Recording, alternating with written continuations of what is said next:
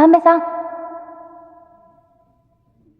My name is Misa, and my life, it wasn't just a story. It was an epic journey of betrayal, revenge, and a miraculous love.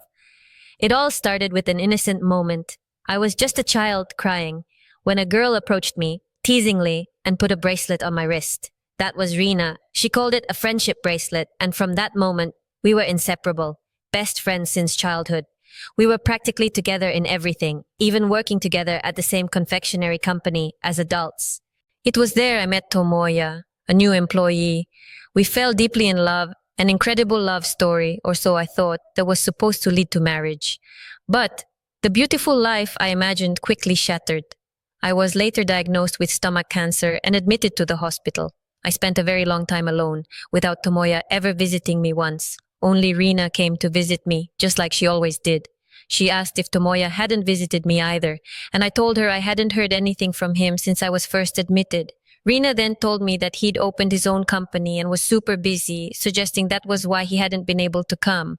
I said I understood and forgave him, and I was really happy that Rina kept coming to see me. ミサが元気になりますように。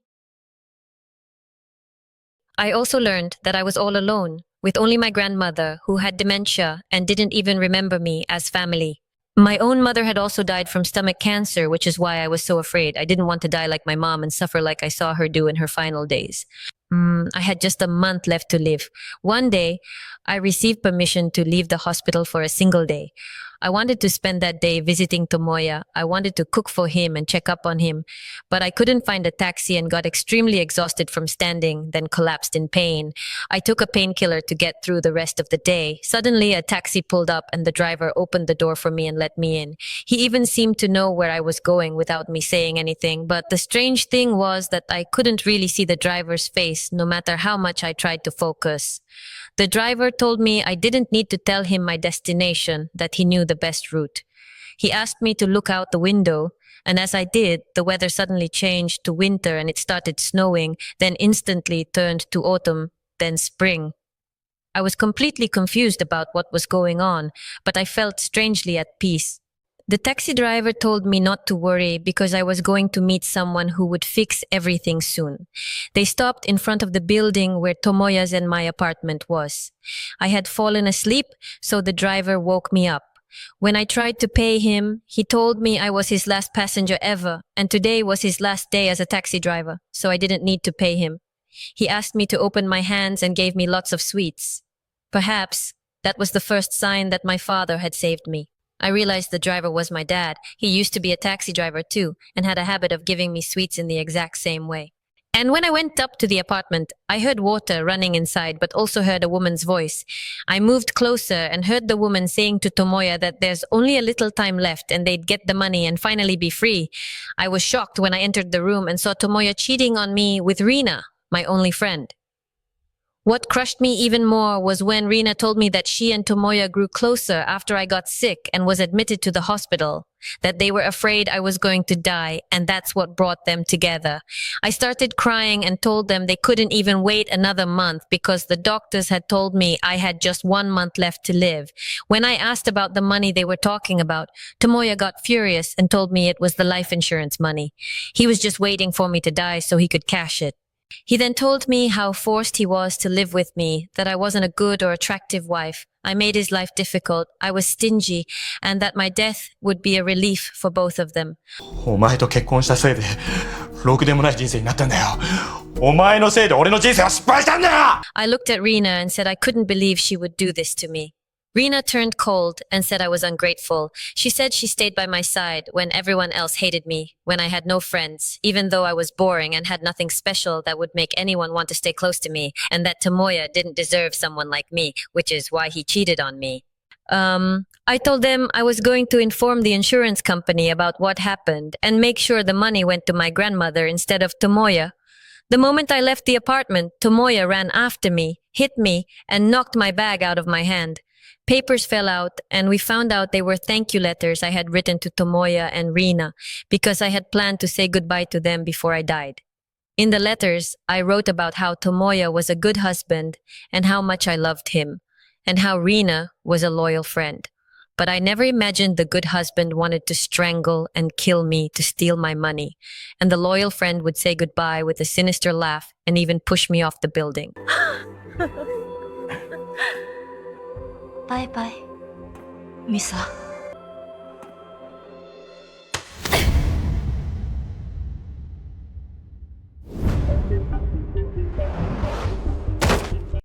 And I died. Or so I thought. Just as I closed my eyes and gave in to death, I woke up and found myself back in the company I worked at, standing in front of my old department head assistant Somo, a woman who had quit a long time ago. I didn't understand how I was there or what was going on. It was the end of the workday, and as I headed toward the elevator, I saw Tomoya again, but he looked different with his old hairstyle. He ran up to me to grab my hand, but I panicked and ran away. As I ran, I bumped into Rina, who smiled at me and talked to me like nothing had happened. I ran off completely confused. The last thing I remembered was falling from the building and dying. But at that moment, I saw an advertisement on a big screen in the street. It was about the Olympics 2015. When I focused on the date, I was shocked that I had gone back in time a full 10 years. And sure enough, when I looked in the mirror, I found myself young again, 10 years younger. I wasn't sick with cancer yet and was able to run and jump around. And I was also extremely hungry with a wide open appetite, the exact opposite of how I'd been. Of course, the illness had kept me from eating the things I loved. That's why I went into the nearest restaurant and ordered almost everything on the menu. But then I got a call from Somo, who told me they'd been waiting for me for a long time. I remembered that at this point in time, I had a presentation at the company for a new product, and I was the one presenting it. It was my very first presentation. I recalled how badly it went, how I actually arrived late. So I rushed to catch a taxi because I didn't want to repeat what happened before. It was my second chance after all. But when I got to the company, I remembered I was in trouble because 10 years ago, Rina gave me the wrong address on purpose to make me late. Back then, I didn't know what kind of person Rina really was. Anyway, I ran to the correct company building where the presentation was happening. As I got in the elevator, I accidentally fell into the arms of a man and felt really embarrassed. The man told me I looked very late. I told him that I worked for a sweets company, that I was going to give a presentation for a new product, and my name was Misa. He said he'd seen me around a lot but never knew my name. He introduced himself. His name was Suzuki, and he was the head of the planning department at the sweets company. It was my first time ever seeing Suzuki. Anyway, I rushed into the hall to give the presentation, but I failed again for the second time. I went back to the company feeling embarrassed, and Rina came over to apologize for what happened. I remembered how naive I used to be, thinking Rina had just made a mistake with the address. I told her it was nothing, just a normal situation, and walked away. Now that I was back in the past, I felt like I needed to revisit my memories, so I went to a small dessert shop I used to visit with my dad before he died. It was my secret place, the one I always went to when I was sad.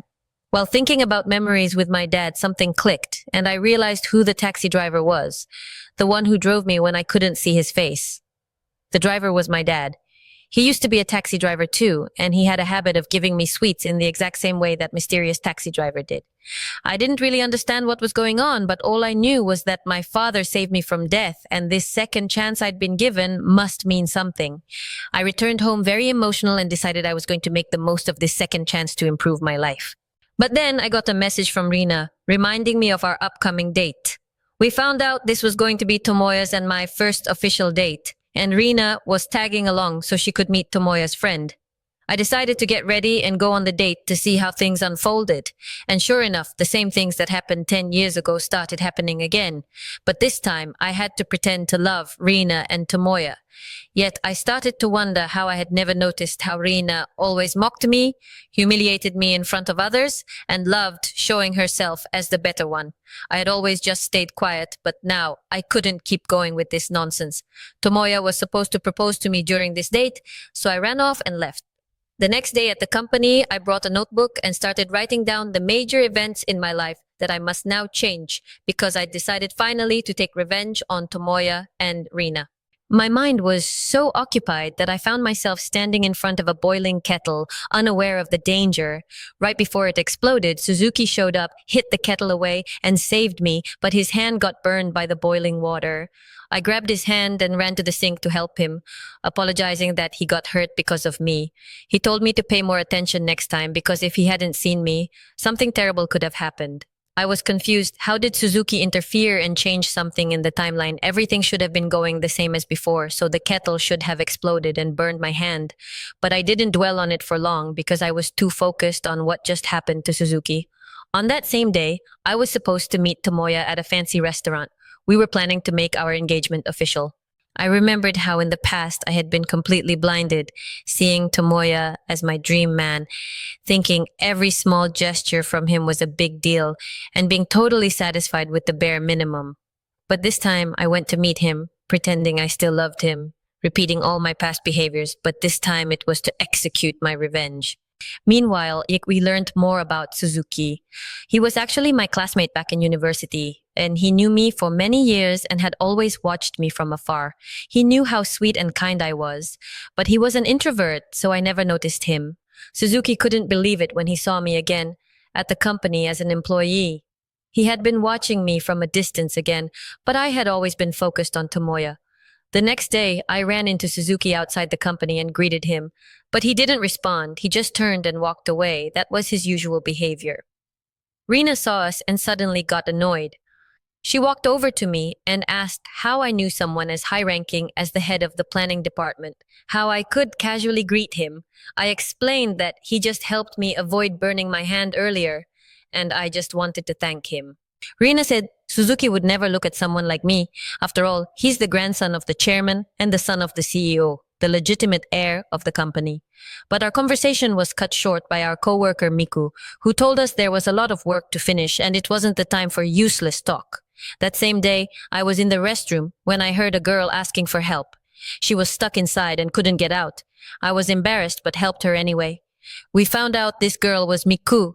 She was very sweet and kept thanking me, telling me she had asked others for help, but they just ignored her. I was the only one who helped.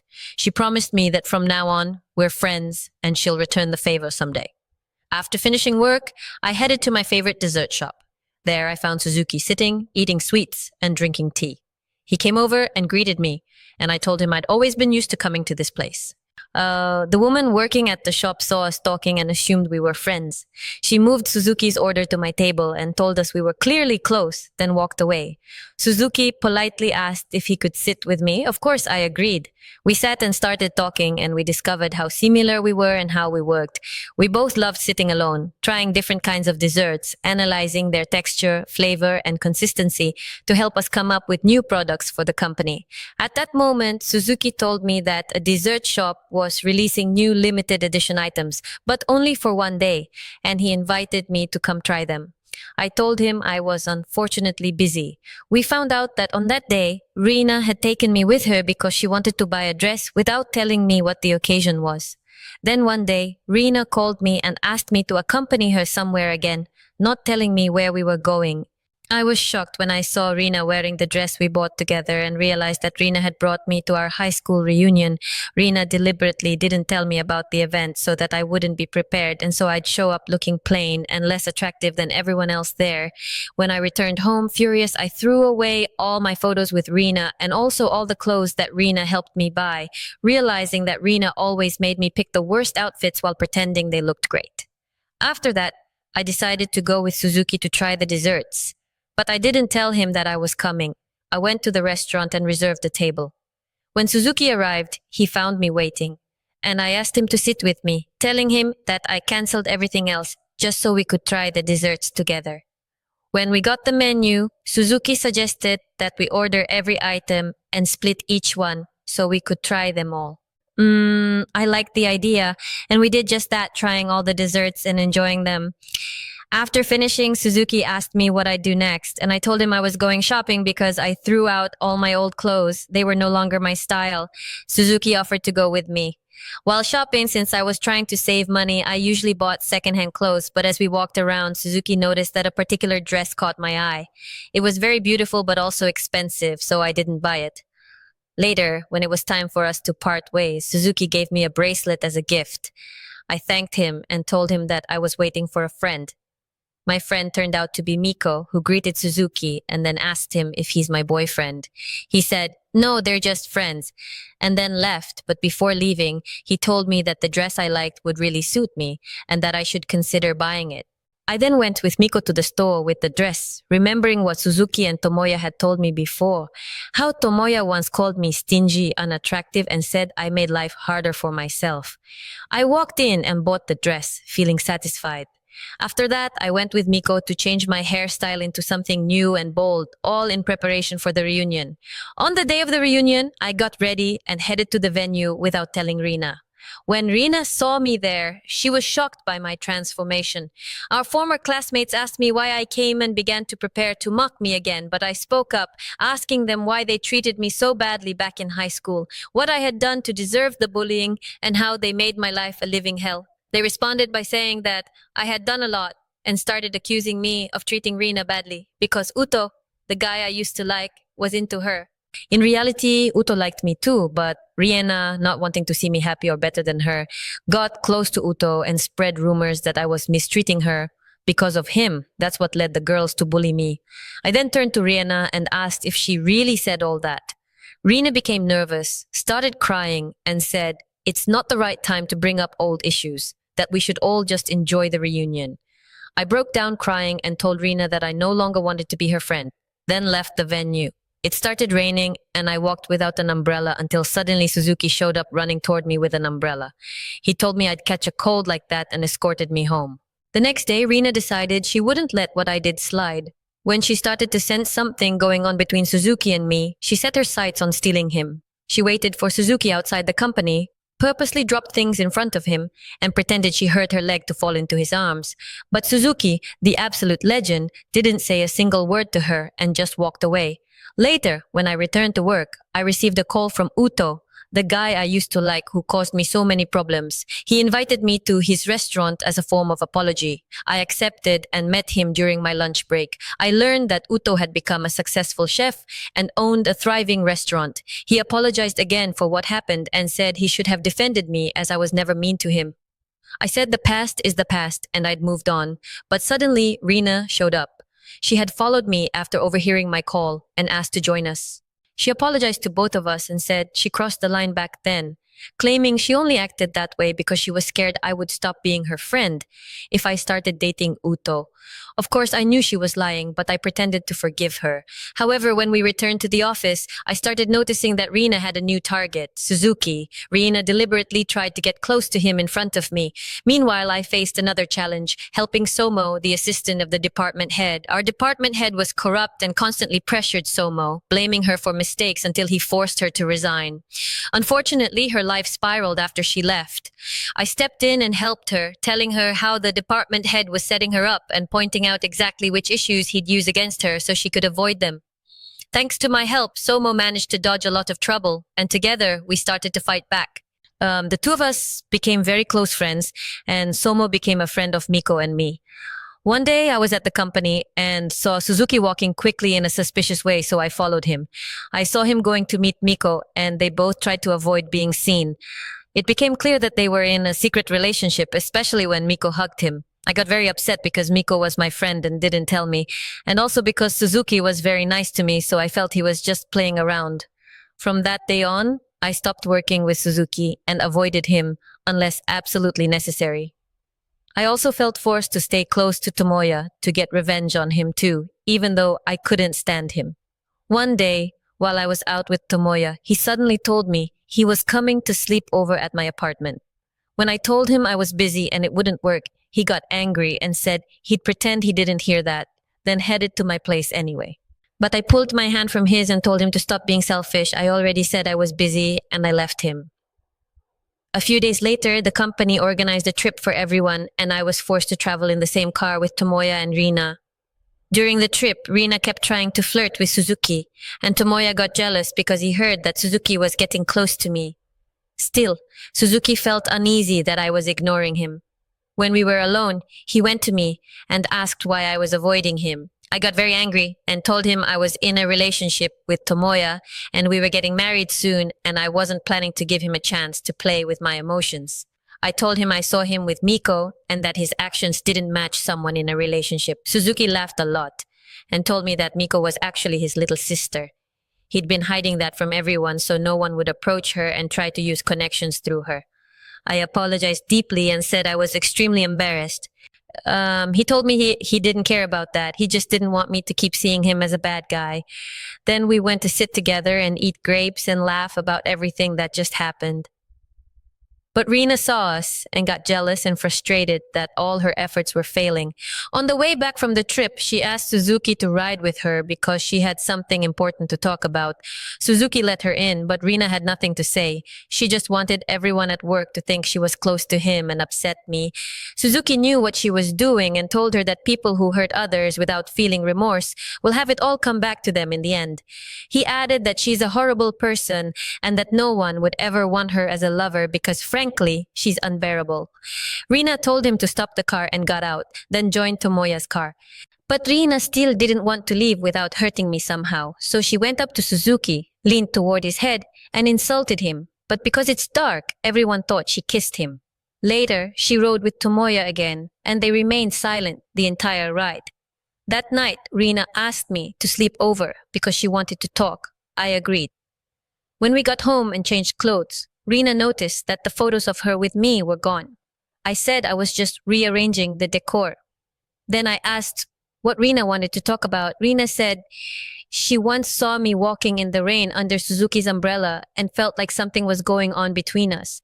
She said she couldn't stay quiet anymore and lied, saying that Suzuki harassed her and what happened between us today was just a trick to trap him. She tried to scare me. I pretended to be scared and said Rina was my best friend and that Suzuki really could have done something bad to me too. From that day on, I completely ignored Suzuki at work, making him feel like he really did something wrong.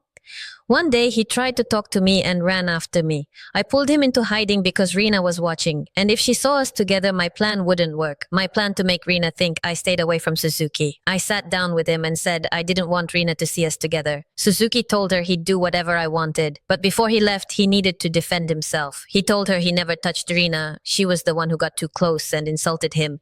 He told her that when she got in the car with him, he told her off and rejected her advances.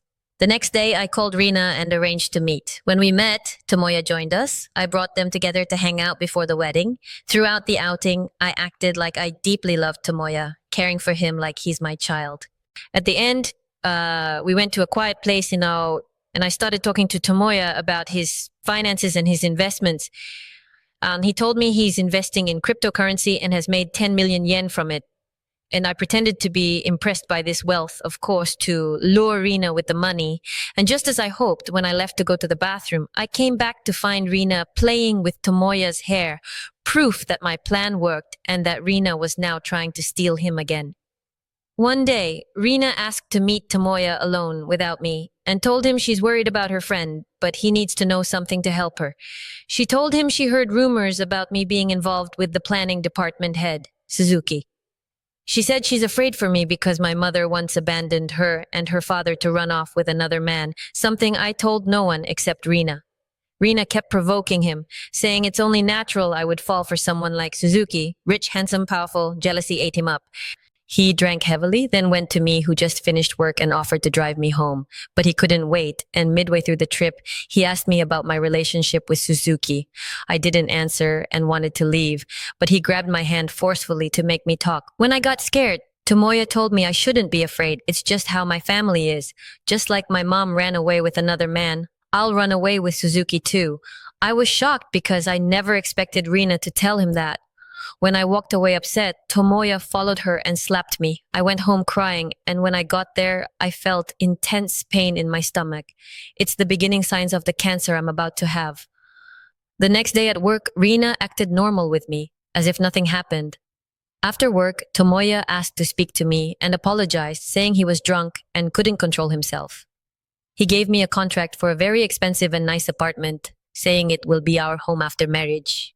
But I told him I haven't forgiven him, not for what he said or for slapping me. Tomoya responded by saying he can't believe my nerve, that I'm the one who was wrong and cheating, and now that he decided to forgive me, I turned it on him. I laughed and said I wanted to break up and that I'm not forced to be with someone like him anyway. Then I left. Meanwhile, Suzuki finished work and ran into his sister Miko, who told him she was supposed to go out with me, but I told her I broke up with my fiance and was now canceling the apartment booking where we were supposed to live after the wedding.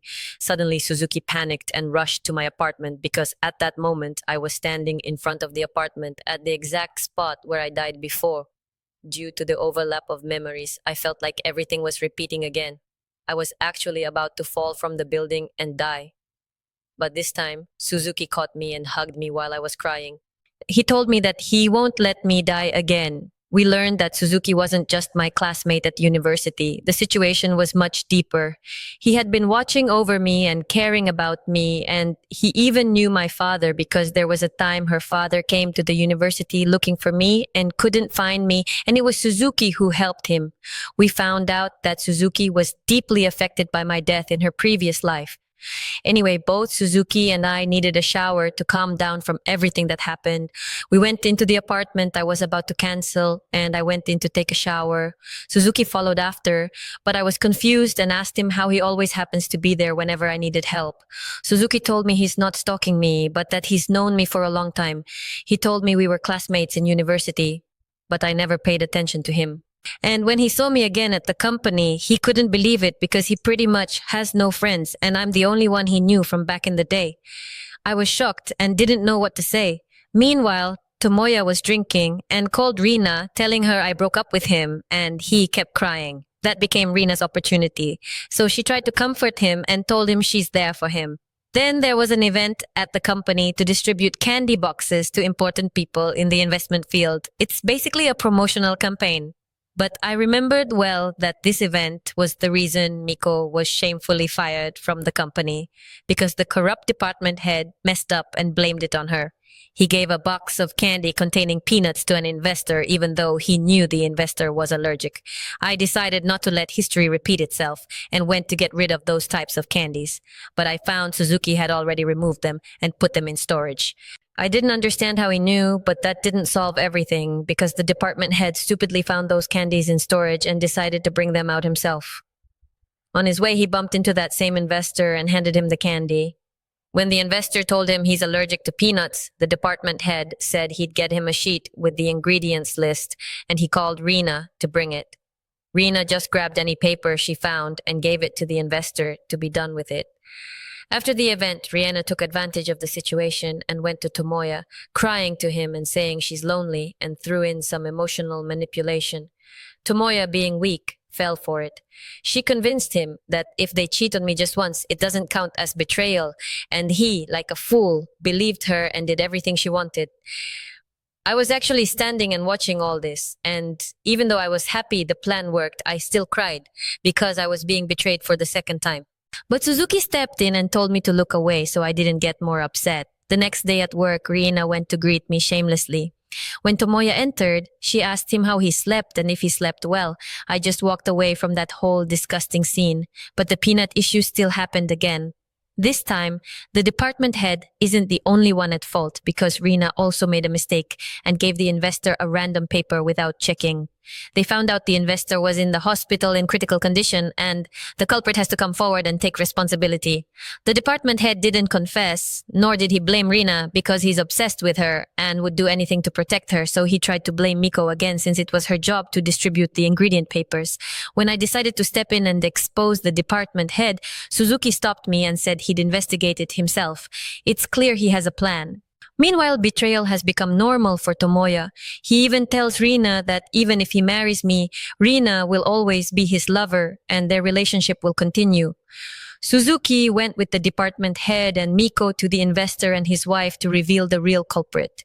We found out Suzuki had already prepared proof through his sister. He had recorded the entire event with his own camera. The video shows Rina taking the paper and giving it to the investor, proving his sister's innocence. The department head apologized to her, saying he wasn't paying attention and thought she was the one at fault. But for some reason, Suzuki remembered what happened in my previous life and recalled that he didn't believe his sister and actually fired her from the company himself, so now he's trying to make up for his mistake. The next day at the company, I wanted to expose Tomoya, so I started crying in the middle of the office, saying I found out he's cheating on me with my closest friend, Rina. I sat on the floor crying, and the news spread like wildfire, destroying both Rina's and Tomoya's reputations. And not just that, Suzuki also investigated what happened with the investor himself and made the department head confess both his and Rina's roles. Because of what Rina did and the cheating scandal, Suzuki fired her from the company and made her pack up and leave. On her way out of the company, Rina tried to apologize to me, saying we're friends and she can't afford to lose me. But I told her that Tomoya already apologized and said his relationship with Rina was meaningless and just a mistake, so I decided to forgive him. I also told Rina that I forgave her too because she lost her job, has no friends, and is just a pitiful case now. Then I left her stewing and walked away. But Rina couldn't accept what happened to her, so she publicly apologized to me in front of everyone at the company and announced that unfortunately she's pregnant with Tomoya's child. I started crying in front of everyone. Everyone seemed happy, but in truth, I was incredibly happy about the news. And we realized she got over everything that happened pretty quickly. We also saw her celebrating with Somo because she got promoted and became the head of the department since the old department head got transferred to the warehouse. And it's just a matter of time before he gets fired too. And we learned that because Rina is pregnant, Tomoya had to marry her. His mom accepted the news and started preparing Rina to be her son's wife. Meanwhile, Suzuki and I got even closer than before, to the point where we went out together on a very special outing. We revisited our old college hangout to relive memories and talk about how we used to always be around each other without me even noticing him. The two of us sat in front of a lake at the university, and I said I used to come there every day because there was a turtle I fed. Unfortunately, during the period when my dad died, the lake dried up. And when I went back, the turtle was gone. I thought it had died. But then one day I found a note on a tree saying the turtle was okay and someone was taking care of it. Since that day, I called the person who did that my guardian angel, but I never knew who it was. Of course, it's not hard to guess that it was Suzuki. He's the one who took the turtle and cared for it, but he never told me. Now, Tomoya found that he couldn't stand being married to Rina, and he's completely disgusted by her. So he went to me and begged me to come back and marry him. I told him I can't do that, especially since Rina's pregnant with his child. I told him I'm not obligated to help a cheater like him and that I'm not his mother. I left. Later, it's Rina and Tomoya's wedding day, and I showed up alone so no one thinks I'm heartbroken. But Suzuki didn't let me walk in alone. He entered the hall with me as if we came together. While I was at the wedding, I remembered my days with Tomoya when I was in Rina's place. But to seem strong, I stood up and gave a speech to the bride, my friend, and the groom, my ex-fiancé. I said they're alike and that's why they got married and that they truly suit each other. Then I asked Tomoya to take care of my friend and left the entire hall. Suzuki followed me. Since the wedding is on New Year's Eve, the weather is freezing. He invited me to his place to warm up and said I can leave later. But when I entered his home, I saw the turtle he'd been keeping and realized it's my turtle from college because of a distinct mark on its shell. I looked at Suzuki with teary eyes and said he's my guardian angel. Suzuki gave me a tissue and told me he's willing to do anything just to see me happy and never sad again. He confessed his love for me, and I said I loved him too. Later, Rina was shocked to discover that I had blocked her everywhere. She couldn't reach me, not even by visiting my house. The apartment was empty, and she learned that I moved in with Suzuki. We're now officially in a relationship. Rina broke down because I clearly made the better choice, and Rina felt like she lost everything. She wandered the streets, lost in memories. We learned that her mother had serious personal struggles and often neglected Rina emotionally. When Rina's father could no longer cope with the tension at home, he eventually fell in love with someone else and remarried. After that, her mother became more withdrawn and bitter. One day, in a moment of deep pain, she told Rina that she blamed her for how life had turned out and no longer saw her as a daughter. Not long after, she passed away under tragic circumstances. The trauma got worse when Rina's dad abandoned her too and disappeared with his new wife. She had to live with her maternal relatives who also couldn't stand her. Now back to Suzuki, who gave me a gift, a full medical checkup. He told me our health is the most important thing and he wants to make sure I'm okay. I did the checkup and started to suspect that Suzuki knows I died before, especially because when he saved me from falling off the building, he told me he wouldn't let me die again. He's always there exactly when I need him, as if he knows something's about to happen, and now he wants to make sure I'm healthy, like he somehow knows I'll get cancer again. I didn't know how to confront him or what to say. One day, Somo asked to speak with Miko and me. She told us she wants to leave her daughter with us because she found out her husband is cheating. She wants to catch him red-handed because she learned his mistress will be in their house. Miko and I can't leave her alone, so we go with her, and sure enough, Somo's husband is cheating. But what breaks me is hearing the same lines from Somo's husband and his mistress that Tomoya and Rina used to gaslight me. It's like everything that happened to me is now happening to Somo. Somo leaves the house wanting to call the police, but her husband tries to snatch her phone away. Just like what happened with me before I died. I quickly intervened to protect Somo, but Somo suddenly held her stomach in pain and fell down the stairs. She's rushed to the hospital, and there I learned that Somo has stomach cancer. Meanwhile, Tomoya returned home to find Rina preparing dinner. She said she wants to talk. She told him a gang came to their house threatening her, claiming he owes them a huge debt. Tomoya said he was going to tell her and reveals the amount is 26 million yen. Rina calmly sets the food on the table, which is full of chili. Tomoya told her the food is too spicy for their child, and she told him not to worry, there is no child. She said she lied about being pregnant just to trick him into marrying her and steal him from me, but she was foolish because I let her steal a man drowning in debt. Then suddenly Tomoya noticed his mom standing at the door. She heard everything and realizes Rina deceived her too. She collapses and is taken to the hospital. A few days later, I was on the phone with Suzuki as I was coming back home. Suddenly, I heard Tomoya's voice. We found out he'd been waiting for me, and his tone was creepy and threatening. He told me his life was ruined because of me, and if I had just agreed to marry him, none of this would have happened. He revealed Rina was never pregnant and that the shock caused his mom to have a brain stroke and he doesn't know if she'll recover. He then chased me and tried to strangle me. Thankfully, Suzuki showed up and pulled him away from me. Tomoya was forced to leave but warned me before he goes that he'll destroy my life the same way I ruined his. How original. Back at home, Suzuki assigned a personal security detail for me, telling me Tomoya had become a real danger. But then, out of nowhere, I told Suzuki that I wanted to confess something, that I died before, and this is my second life. I suddenly found myself 10 years in the past. What I can't forgive myself for is that I had stomach cancer, and now Somo has it instead. If that's the price for getting a second chance at life, I don't want it. I can't bear to see my friends suffer because of me. Suzuki snapped and told me I'm completely lost it. He told me he's breaking up with me and doesn't want to see me again. He left the house and I was left confused, wondering why even he reacted this way. All the men in this drama are insane, even him. When Miko learned what happened from her brother, she went to stay with me and promised not to leave me until she's sure I'm safe from Rina and Tomoya. Then I got a call from Somo asking Miko and me to come to the hospital. We went and Somo told us Suzuki visited her and arranged for her to be transferred to a much better hospital with a specialized doctor to perform surgery and remove the tumor.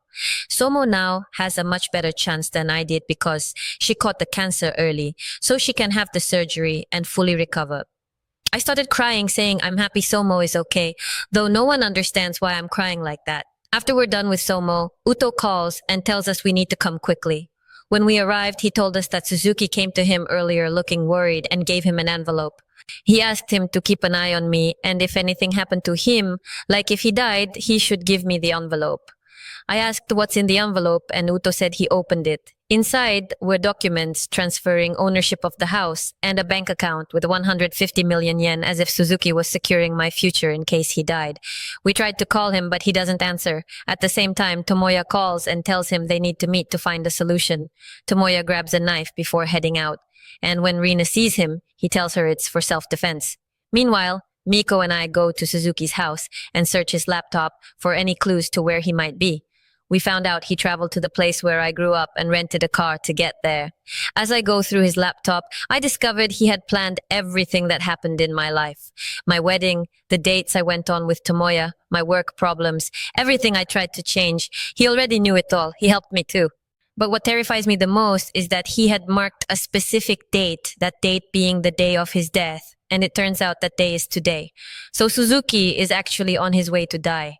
We also found out that Suzuki knew that Tomoya and Rina were the ones who killed me, and he was the reason they got arrested in the first place. While Tomoya is on his way to Suzuki, his mother wakes up and finds Rina sitting next to her. But the moment Tomoya's mother sees Rina, she starts cursing her and wants to call the doctors to get her out, so Rina punches her in the nose and breaks it.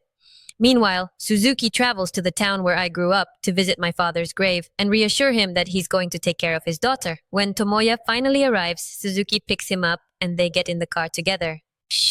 Suzuki tells him they're going somewhere and offers him a large sum of money to stay away from me, but in truth, Suzuki is overwhelmed with grief and rage, and he wants Tomoya to feel the weight of the pain he's caused in this life and the one before. As emotions spiral, Suzuki begins driving dangerously, speeding toward a bridge with no clear intention of stopping. Suddenly, I appear in front of them. Suzuki slams on the brakes just in time. I opened the door, pulled Tomoya out, took his place, and firmly told Suzuki to drive, leaving Tomoya behind on the road. Then the two of us go to talk, and I tell him that what he was planning to do was insane. I said I found out he had died before too, just like me. Suzuki is deeply moved, and we learned that he had loved me very much and had been watching me from afar. When he saw me again at the company, he couldn't believe he was getting a second chance to be close to me. But he didn't get the chance to act on it because I married Tomoya immediately. When I died, he was in the exact same place I died in, and that shocked him even more. When he got revenge and had the people who killed me arrested, he felt like he had no more reason to live. He drove very fast and died on the same bridge he now tried to kill Tomoya on. He tells me that he thought if he killed Tomoya, I'd be free of danger and could finally live my second life in peace. I started crying and told him that I actually love this life because I'm living it with him, and I want to live the rest of it together. What he's doing is selfish. He's taking himself away from me. Suzuki tells me that when he died, he suddenly found himself in a taxi, and the driver was my father. My father was the one who brought him back to life. When he fell asleep and woke up again, he found himself in 2015. He had gone 10 years back. He immediately realized he had traveled through time and went to the company to attend the presentation. When he bumped into me in the elevator, it was the first time he saw me since my death. That's why he feels like he's done everything he needed to and can die in peace now. But the two of us agreed to live the rest of our lives together and make the most of this second chance. At that moment, Miko calls me and tells me to open Instagram immediately. When I do, she sees that Rina posted a picture of herself with my grandmother.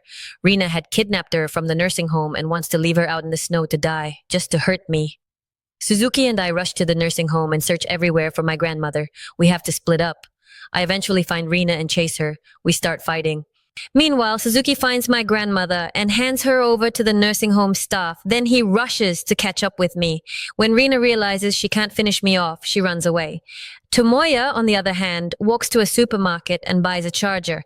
He finds out his mother woke up and is okay. He calls her only to hear her crying. She tells him Rina hit her, broke her nose, and ran away. As he's processing this, he turns around and finds Rina standing right there in the supermarket. He pretends he was worried sick about her and says he knows she hit his mom, but he forgives her and will even help her make up with his mom.